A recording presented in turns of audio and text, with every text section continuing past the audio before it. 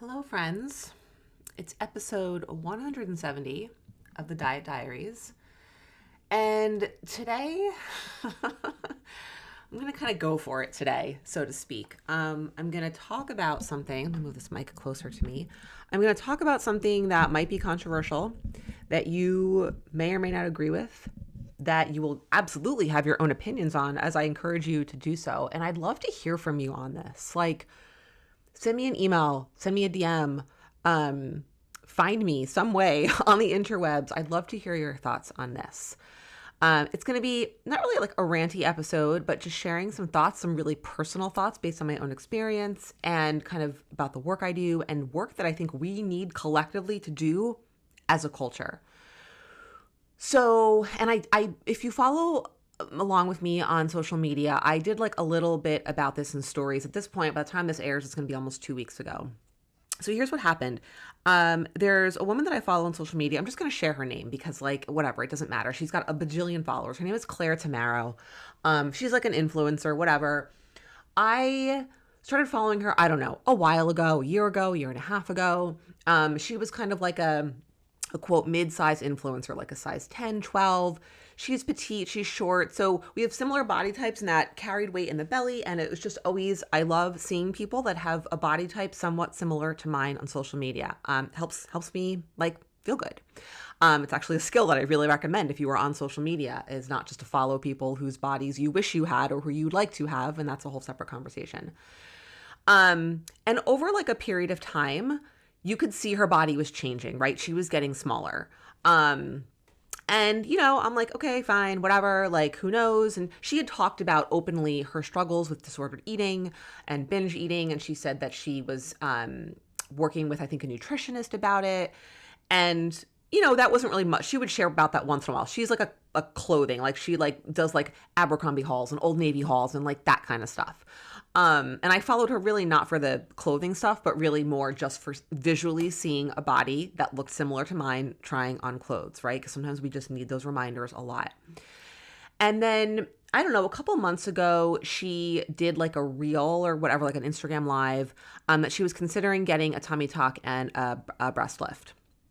And I'm like, you know what, at this point, actually, isn't really helping me. I really don't really need to spend energy watching conversations around that. Like if she wants to do that, like cool. And she talked about this whole idea around, well, if it makes me happy, I'm going to do it. And I actually did a podcast about that. At this point, it was probably a couple months ago, around this idea of like, what does that mean if it makes you happy? Is it really making you happy? Is that what it's doing? And I'm going to couch this entire episode, not this entire episode, but like I had major plastic surgery as a teenager. I had a nose job when I was 16. So having plastic surgery at 16 is very different than having plastic surgery as an adult, 1,000%. But I also can speak about this from a lived experience of having had major plastic surgery to my face. Okay. Like to my face. So I am speaking about all of this with that lived experience, having gone through that at a very young age, and the outcome of that and all the ways in which that kind of impacted me. So I stopped following her at that time. I was just like, you know what? I don't really like care to like see her journey of like having a tummy tuck, whatever. And then, so I stopped following her months ago. And then, as Instagram loves to do, it put her into like my suggested posts, suggested people to follow. So she showed up in my feed. And I clicked on it because I'm a human. And I saw like that she had just done like a few days before an update that she had scheduled. She has now booked her tummy tuck and her breast lift, and she's doing it. And she talks about the fact that she's lost a bunch of weight. Now she's like a size 8. And I was scrolling through some of the comments because I was curious, and it was a mix of people being like, yeah, good for you. If it makes you happy, this is great. Autonomy, do it. And then some people saying like, I don't feel like I can connect to you now. Like your body's going to look really different. Like I feel kind of alienated, like kind of, running the spectrum there.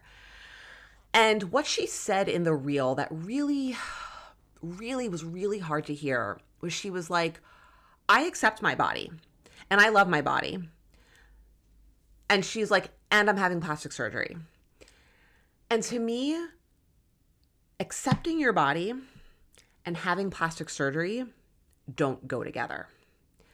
And this is not a criticism of her, because you can totally, I'm gonna be very clear, this is not me being against plastic surgery at all. This is me being very clear and honest about why you are doing it. To say publicly to your 300,000 followers that you're getting a tummy tuck and a breast lift, implants, whatever it is that she's doing, and you accept your body, it doesn't go together. If you accepted, and this isn't about like not wanting to change yourself, right? But when we go through such drastic changes, right? When I had plastic surgery on my nose, it's because I didn't accept what I looked like. I couldn't accept it. I didn't have that capacity. So I changed it instead. I changed my nose to look like something that would be accepted, that was considered pretty, that was attractive, that kids wouldn't make fun of. And so when we change our physical appearance in drastic ways, and I'm going to call plastic surgery drastic, and again, that's not a judgment, but it is. It's very invasive. I mean, a tummy tuck is a major abdominal surgery. It sounds like cute and little. It is not. It's a massive recovery. You have drains. You're not allowed to move. You're not allowed to lift. Like, you have to stay kind of bent over. I have friends who've had the surgery. Like, I've heard about it firsthand. And having breast surgery at the same time. Like, this is major stuff. It's a major recovery. So, you know, it's like, to me, to say that I accept my body and I'm having plastic surgery, it's really like, that's really hard to hear, because I don't think it's true. And I think that when we go to such lengths to do something like that, it's because we don't accept what we look like, and we feel so uncomfortable and so upset about it that we have to do something to change it. We have to find relief from that discomfort, so we have surgery to fix it. And you know what? That I understand. That's like a real human experience. I get that. If she had gone on there and said, you guys, you know what? Like, I dislike how my body looks so much. I dislike how my stomach looks. I don't like my saggy boobs. It makes me so unhappy, makes me so upset. I've done a lot of work. I just can't accept it. I need to change it.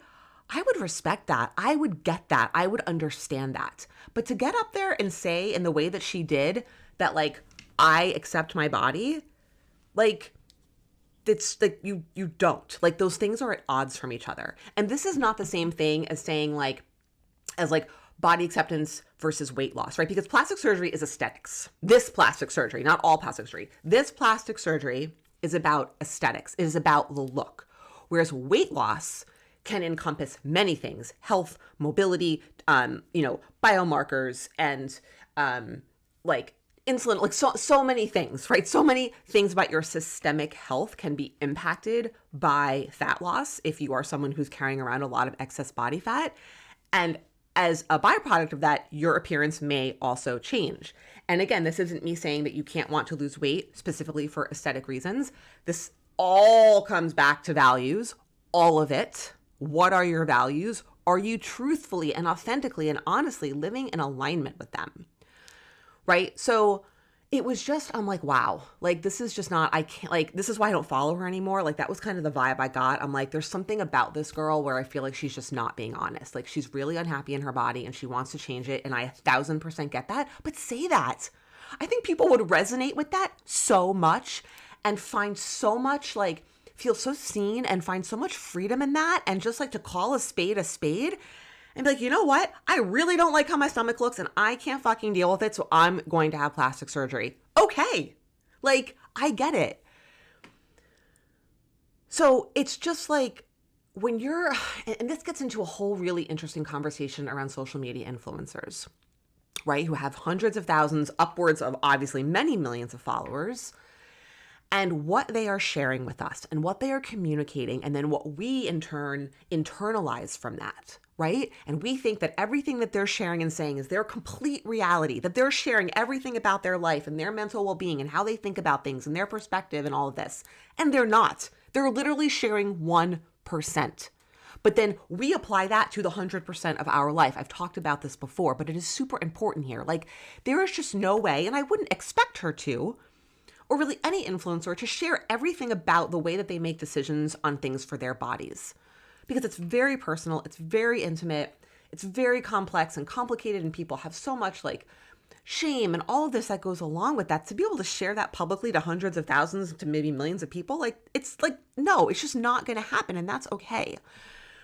But then it also becomes our responsibility to know that, and then to be very aware and mindful of how we are letting our consumption of that content then impact and influence how we think and feel about ourselves.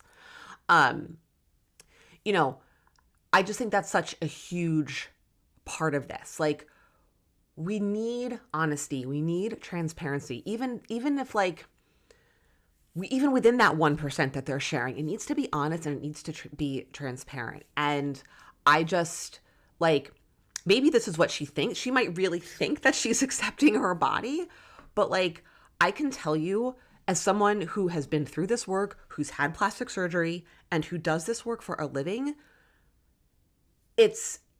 that's accepting how you feel about your body, right? I am so uncomfortable and I dislike how I look so much that I'm either unwilling or have tried and I'm unable to really get myself there mentally and emotionally and psychologically to find that acceptance. So I'm going to physically change myself in order to close that gap, right?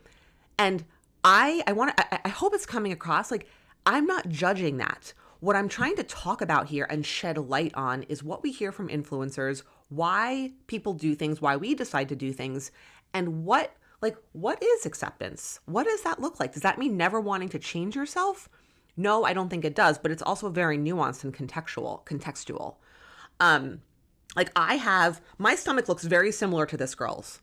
Mine has like stretch marks and it like bulges out. I mean, I've shown you guys have all seen my stomach. I'm not like afraid to show it. And I have accepted it. Like, for me, having a tummy tuck is not something that I would consider. Again, not because I have a problem with it. Again, I had a nose job. It's just not in alignment with what's important to me. Like, I would rather, for me, doing the mental work of accepting it, to me, is where I'm going to put my hard work versus like going and spending a significant amount of money and having to go through like the physical recovery of that. And then also like in some ways, like never fully having like found that body acceptance. Because here's the thing, and this is like not the most important part, but maybe sort of.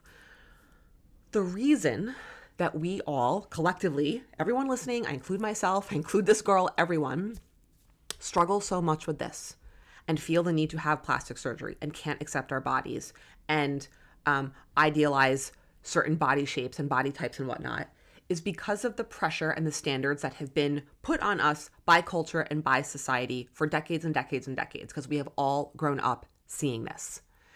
And so that discomfort, that feeling of, I don't like how I look, I'm gross, I'm unattractive, I'm ugly, or my stomach is gross, my boobs are saggy, whatever it is because we have been told that that is unattractive. We've only seen one body type: flat stomachs, perky round boobs, a small waist, hips, full lips, smooth glowing skin, all of these things. That's what's attractive.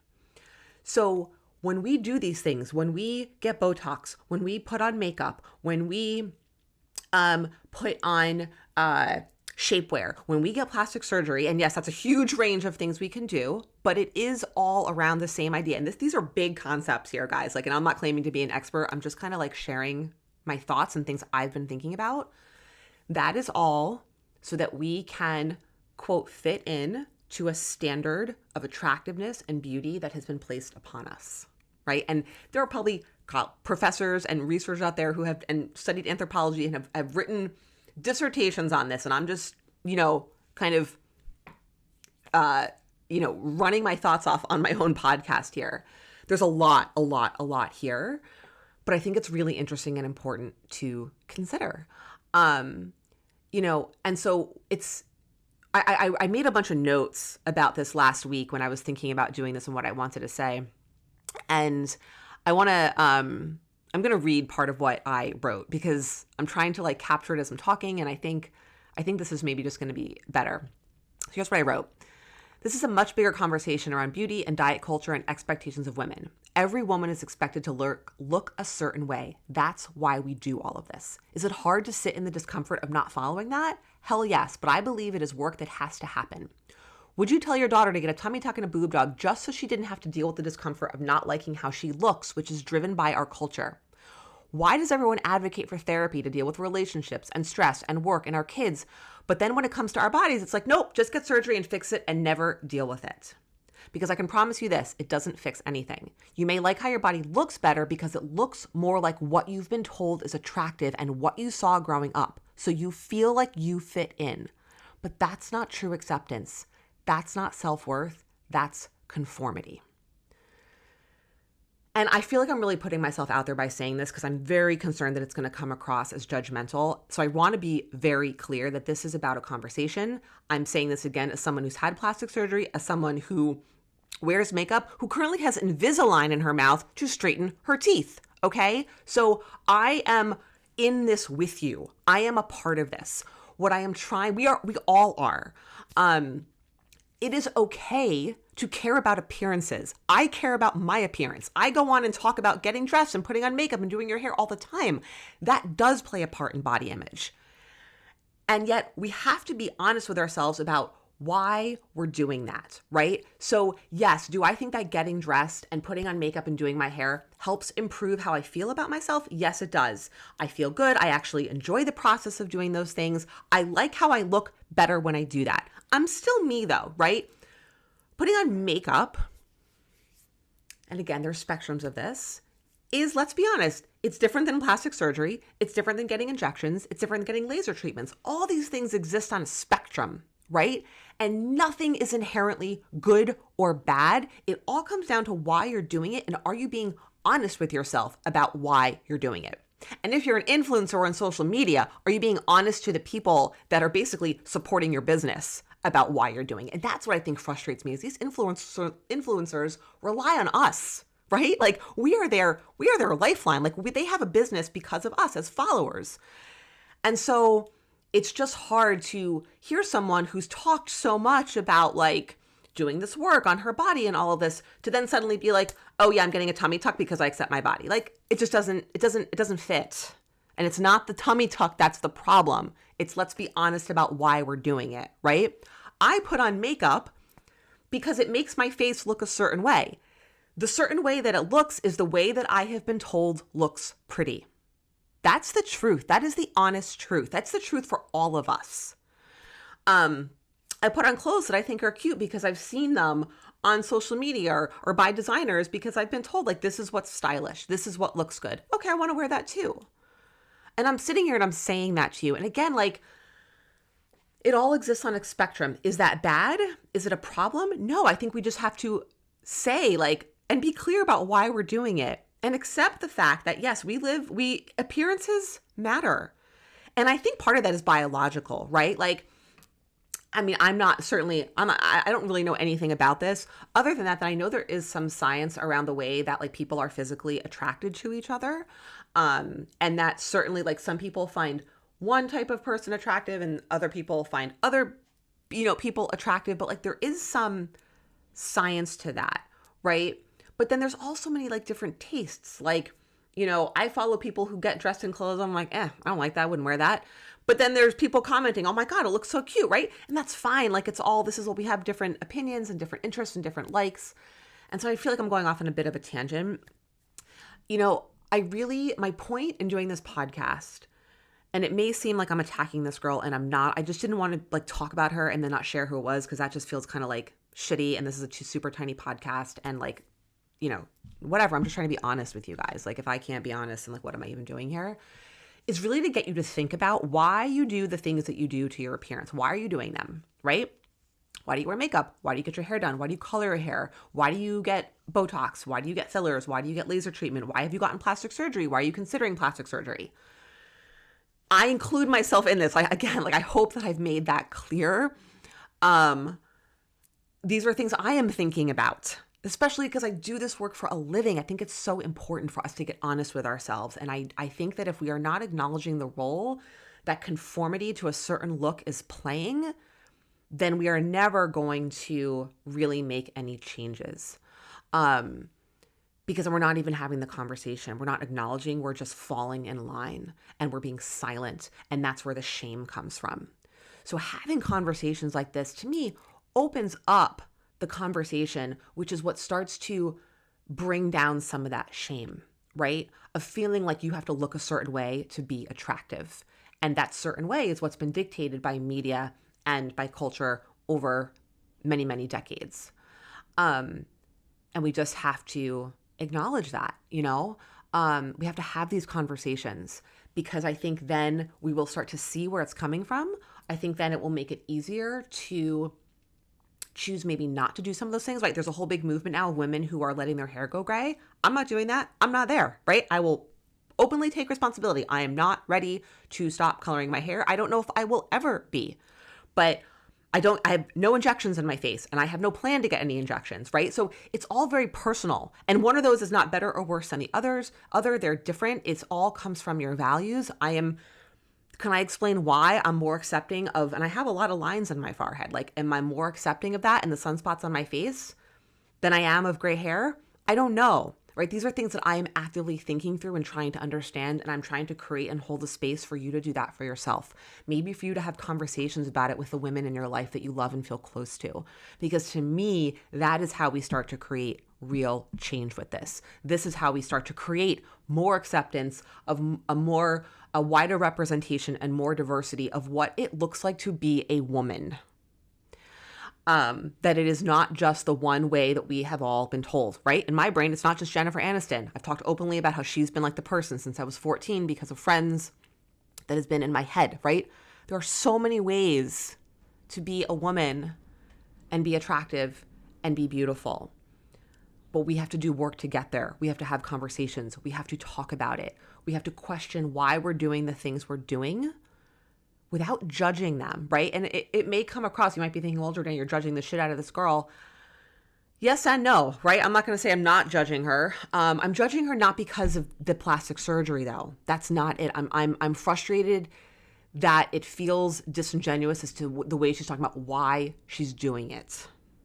That's what's frustrating to me. It's never the thing, right? It's never the thing, right? It's never the food you eat. It's never the clothes you wear. It's never the workout that you do or don't do. Those things are not good or bad. Just like a candy bar is inherently not good or bad, getting plastic surgery is not inherently good or bad. It's why are you doing it, and are you being honest with yourself about that reason? Are you really being honest? Are you being like that scary fucking uncomfortable level of honest?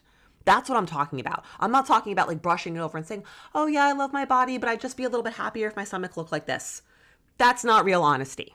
Like, to me, like, that's not like, you're not digging deep enough. That's like, I really hate how my stomach looks and it's making me so uncomfortable and I can't stand to live in this body. I have to fix it. That's being honest. That's honesty. And then it's like, okay, then go do it, right? Because maybe that will help your mental health, right? Who am I to say? Like, I'm not saying that it can't or that it won't, but until we dig underneath and get to the real underlying reason why we're doing these things, nothing will ever change.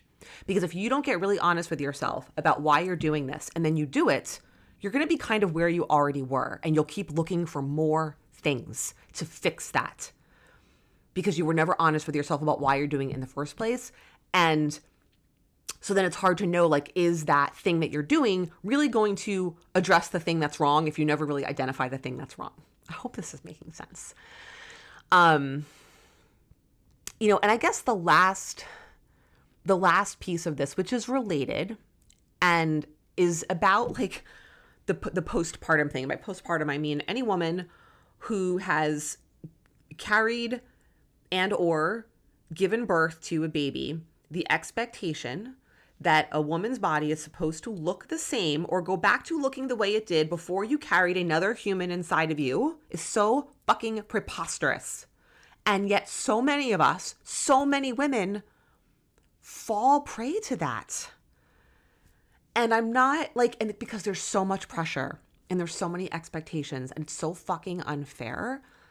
But again, like, we have to talk more and more about this. We need to see women who have carried babies with saggy boobs that you've nursed or not nursed from, with, you know, a tummy pooch that has stretched out because you carried a baby inside you, and that's the normal human response to carrying a baby. Like, these are all normal things that have been made out to be not normal, that have been made out to be problems to be fixed. And that if we fix those problems and we look this way, we will be happy. Well, is there a way to find happiness by valuing what your body has done for you, by realizing the reality of what it is to live in a human body and what is normal for that? And that requires a total recalibration of everything. It is like blow your brain open, like, holy shit, can we even do this in our lifetime? I don't know. But I'm telling you, this is like where it is at. These are the conversations that need to be had. And I think they are happening in some places, and I want to be having them more. And so that is why I am recording this episode. Like, we need to like start redefining what it means to live in a human body, and the diversity of that, and the representation of that, and how our bodies change and shift and grow and expand and contract over time. And that is normal. It is all fucking normal. And we have been told that it is not normal. And that is a big part of the root of this. It is infuriating as a woman to live in a world where we are expected to look away before we have gone through something, right? And I'm talking specifically about childbirth, and whether, if you're listening, and whether or not you have carried a child or not, there's other life events too, right? Like, we are humans. We are meant to adapt and change and grow. And that's why our skin stretches and it's elastic, so it can expand and it can contract, and it can expand and it can contract. Like, our adaptability is how we heal. It's how our immune system works. It's why we're able to survive injury and illness, is because we are evolved to adapt and change. We're not machines. We're not supposed to look the fucking same every day for the however many years that we're alive on this planet. But yet somehow that is the expectation, that is the norm that has been set forth, and that is what we all believe and what we have internalized.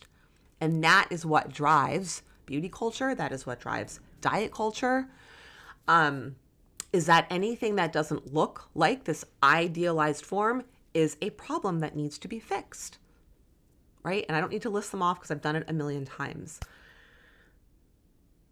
So I just want you to think about this. These are just things we need to think about and talk about. Wear your makeup, get your Botox, get your plastic surgery, do what you're going to do, but think about this stuff. Have the conversations, because I don't know, to me, like, what are we here for? Like, are we trying to leave a better place for the next generation where maybe there's a little bit more acceptance, there is a little bit more representation, there's more freedom, there's more flexibility, there's more options?